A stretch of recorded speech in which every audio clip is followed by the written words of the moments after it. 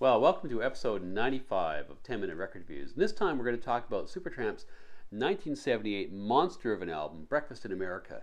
And just a reminder, if you like what I'm doing, please subscribe. There's a link below and there's also a link at the end of the video. And if you think there's a record I should be reviewing, please leave me a comment on the video. I'll get right back to you one way or the other. So they're founded in 1969 by Rick Davies, who had, I guess as everybody should, financial backing from an eccentric Dutch millionaire, a guy called Stanley August Meisegas. The two main dynamic forces in the band are Davies and Hodgson. Davies is this working class kid. He's really into jazz, a serious guy. He has a bit of a chip in his shoulder about social class issues, which you can totally hear in his lyrics. And that contrasts with Hodgson, who is a public school kid, comes from a wealthier background, is much more into pop music and so on. So they're not really alike, but they bond almost instantly when they meet and they form a songwriting duo.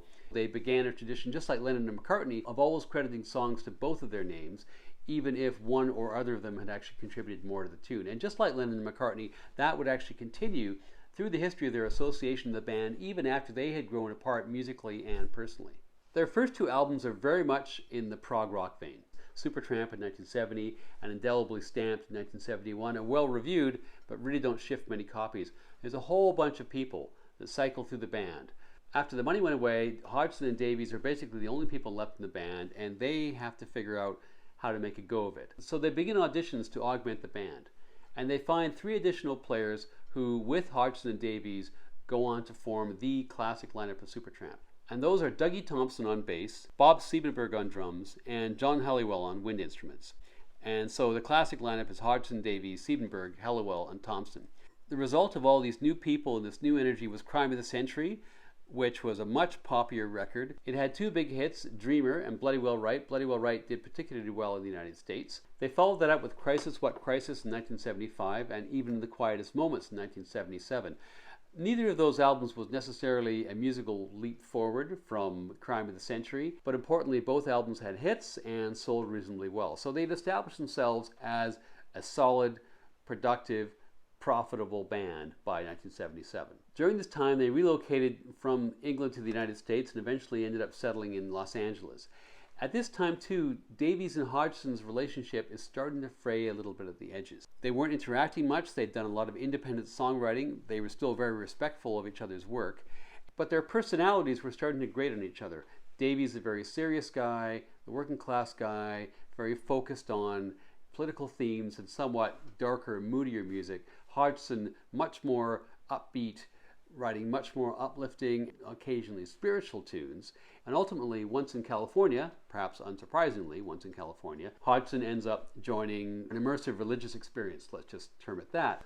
Their lifestyles and their worldviews are diverging.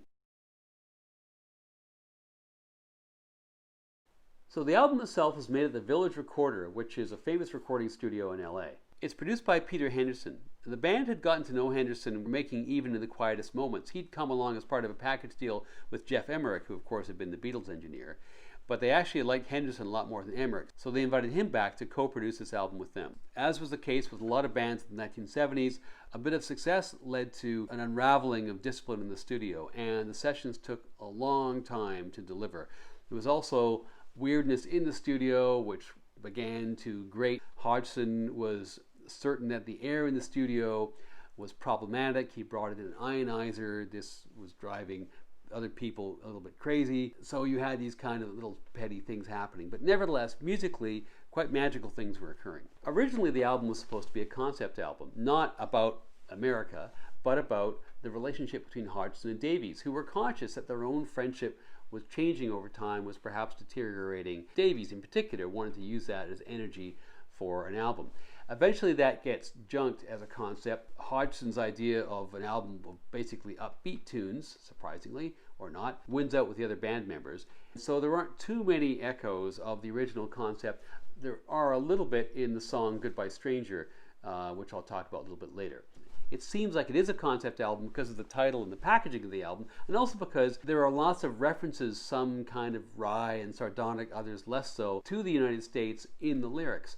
Now the band all say, oh no, this wasn't a concept album, this is actually just coincidental, there's all these lyrics about the United States in the music. I actually don't buy it. To To me, I think it's really significant that they had moved from the UK to California in the preceding couple of years. I don't see how you do that without that being a major piece of culture shock, and it's not surprising at all to me that that's playing out in the music. So it might not be an intentional concept album, but it certainly ends up being a concept album about a band who are starting to drift apart in a place they find both weird and alien, but also stimulating. So side one starts with Gone Hollywood, which has that famous fade in that builds so much tension. The lyrics are about being disillusioned by Hollywood, essentially the life story of an actor who's been rejected. In the last part of the song, he's eventually redeemed and he gets success and he's able to encourage everybody else to live the dream. Apparently, Rick Davies, who wrote the song, had to be persuaded by the other band members to write this upbeat last verse because apparently it was a lot darker and bleaker beforehand. Kind of a shame, actually, because I think bleak songs about Hollywood are kind of good. One of my favorite tunes, total tangent this, is the Kinks song Celluloid Heroes, which is all about broken dreams and busted fame and all the rest of it. Anyway, Gone Hollywood is a great song. It's got this superb, moody sax solo by John Halliwell, and it also name checks Taco Bell in the lyrics. Then we're on to one of the monster hits of the record, and actually of the band's whole catalog, in The Logical Song.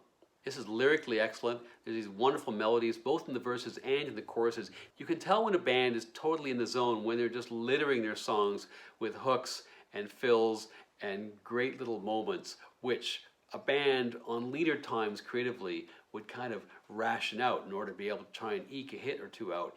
And there's no better example of that than The Logical Song.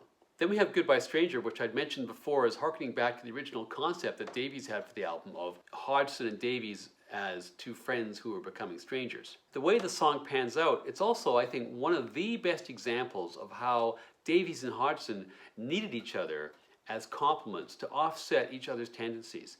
It's that light and shade which works so well, and they work so well in this particular song.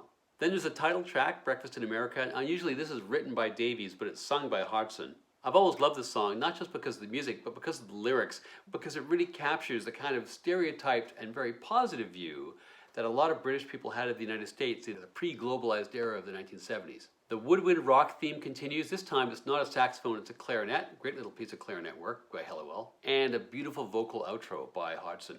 This is a great tune. Side one closes out with a Rick Davies piece called Oh Darling, which I think is one of the weaker points in the album.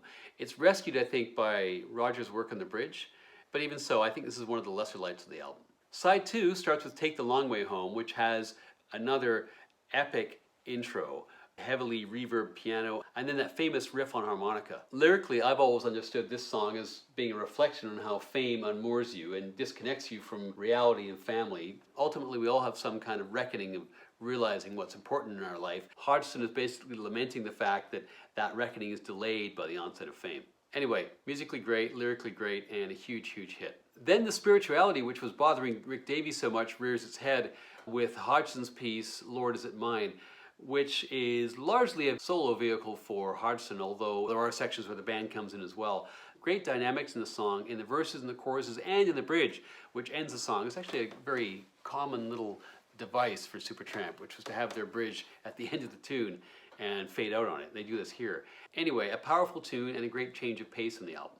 Then we have another Rick Davies tune, Just Another Nervous Wreck. Gotta say that to the extent to which we know who wrote what in this album, and the band are a little bit unclear when interviewed later on, Davies' contributions are pretty uneven. Some are pretty good, some are just kind of average. I think this one falls into the average. The problem here, I think, is a little too much Angry Rick, not leavened enough with some of the other things that the band were able to offer. The next song is by Rick Davies too, but this is a lot better. This is Casual Conversations. Another change of pace, kind of a singer-songwriter number, very kind of California tune. It's got a superb, really jazzy solo by Halliwell. It's, I think, a real highlight in the album. It's also concise, leaves you wanting more, which is an effect I think you always want to achieve in a work of art. The very last song is Child of Vision, which is a Roger Hodgson tune. And this starts off with an ominous intro. Then you get this great hypnotic riffing with electric piano and synth. They take their time over it, they settle into a really nice groove. It's not totally clear to me what the song is about lyrically. It may just be a reflection on pop culture and television, not totally clear. And in general, I find the song a little bit unfocused. It has that great intro, as I mentioned, has that great groove, and Hodgson, I think, sings pretty well, but ultimately, it kind of goes on too long, loses its way. There's this weird tinny piano solo that I don't really think adds a hell of a lot. And I usually end up lifting the needle off the record before this is done. Well, what to say about Breakfast in America? It's a superb album. There's no two ways about it. It is an album where many of the songs could have been released as singles and probably would have charted. Artistically, it shows what happens when you have very strong musicians in a band, but also you've got multiple points of creativity that are kind of playing off each other, and there's a lot of creative tension. Initially, that tension, as with the Beatles, as with Supertramp, yields fantastic results. And here we're in the fantastic results phase. Unfortunately, creative tension over time tends to gravitate towards tension as opposed to creativity. So it's pretty much downhill for these guys from here. But at this moment, they have lightning in a bottle. So this is 5 out of 5.